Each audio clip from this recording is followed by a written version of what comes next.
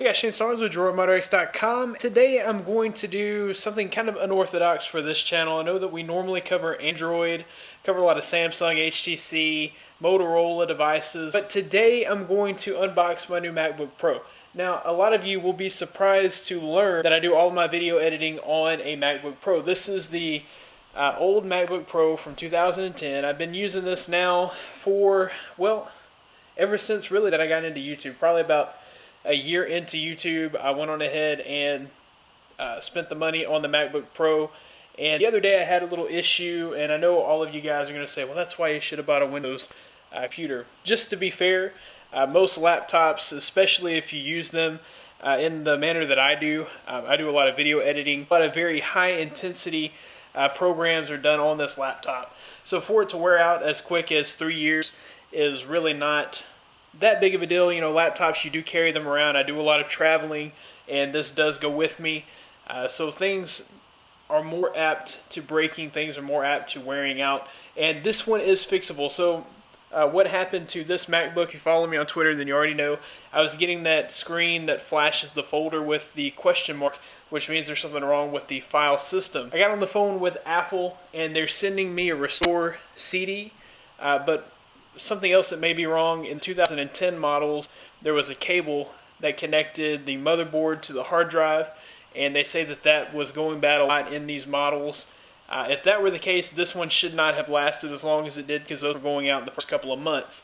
More likely to be an actual hard drive. So to get the hard drive replaced, I could spend anywhere from $50 to a couple $100 on a new hard drive, and that's something that I feel confident I can place on my own. But I kind of felt like this would be a good excuse to go out and get a new MacBook Pro. So today I'm going to unbox the new MacBook Pro, and I'm going to kind of show you guys some of the differences between an older model MacBook Pro versus the newer model MacBook Pro. So we'll go ahead and unbox the new one. Okay, so I'll let you guys take a look at the packaging.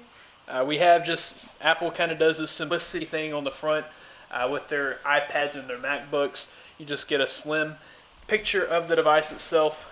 You'll get what it is on the side there, and then on the back you'll have your specs list, and we'll kind of read through that real quick.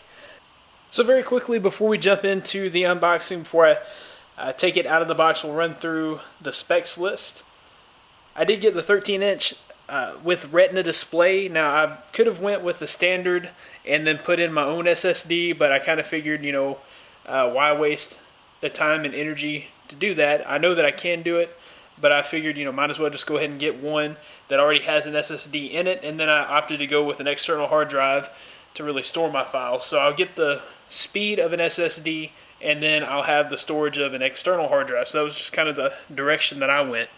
So this particular model has the 2.4 gigahertz dual-core Intel Core i5 processor, 4 gigabytes of RAM, 128 gigabytes of flash storage. Really, for what I'm doing with my video editing, this processor is a little light. It would have been better if I would have been able to afford a little bit better of a processor. If I would have went with a 15-inch Retina display, then I would have got the i7, and that would have been a whole lot better for video processing, but this should be fine. It'll probably take an extra 5 to 10 minutes to export a video, but for the price difference, the money that I saved, this will be worth it. Maybe the next time I upgrade, we can go with the more expensive processor. Okay, so the model that I purchased comes with the Intel Iris graphics.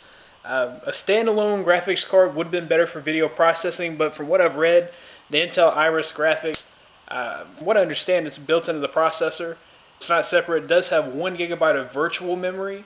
So really and truly, I probably personally wouldn't really notice the difference between this and the standalone graphics card. With the video processing that I do, for a true professional, there would be a difference, and you would probably want to go with the NVIDIA graphics card instead of this built-in Iris graphics card. Okay, it comes with a FaceTime HD camera, 2 Thunderbolt 2 ports, so if you had like the iPad Air, you'd be able to charge it off of the MacBook Pro. It comes with the SDXC card slot, HDMI port, 2 USB 3 ports, headphone port, stereo speakers, Wi-Fi, and Bluetooth. The keyboard is backlit. That's one thing that I really love about the MacBook Pros that impressed me when I got my first one, was the backlit keyboard. This one does come with Mavericks pre-installed.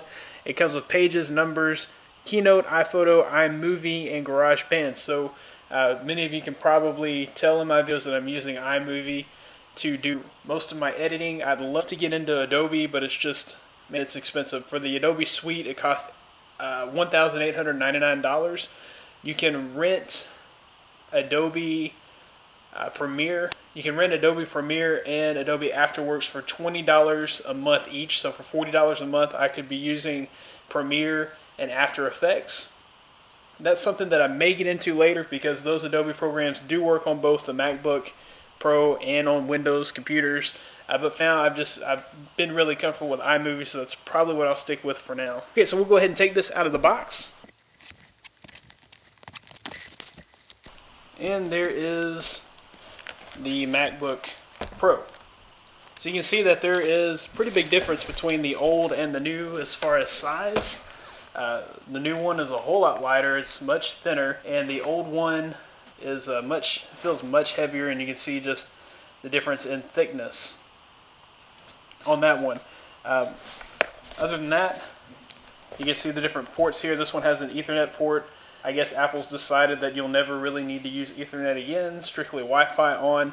The new one, you've got your new charger port, you've got your Thunderbolt ports, and USB 3.0. Here we just had the USB ports. Then you've got your audio port. Memory card port is on the other side.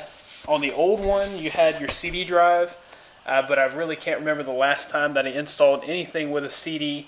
And then if we open it up, you can see the display and the keyboard. Okay, we'll see what else is in the box here.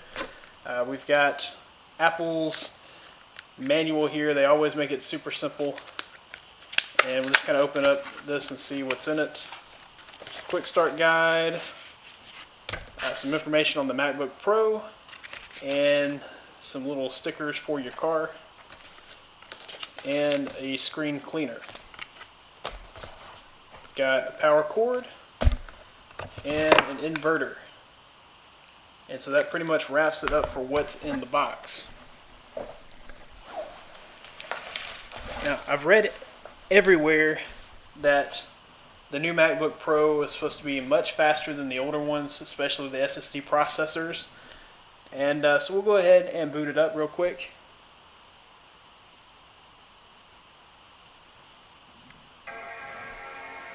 See how fast it boots.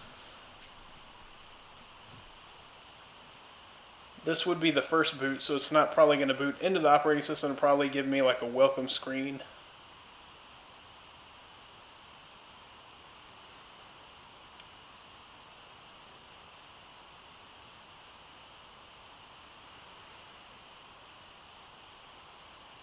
On my MacBook Pro 2010, I do remember that it took forever, seemed like, to boot up.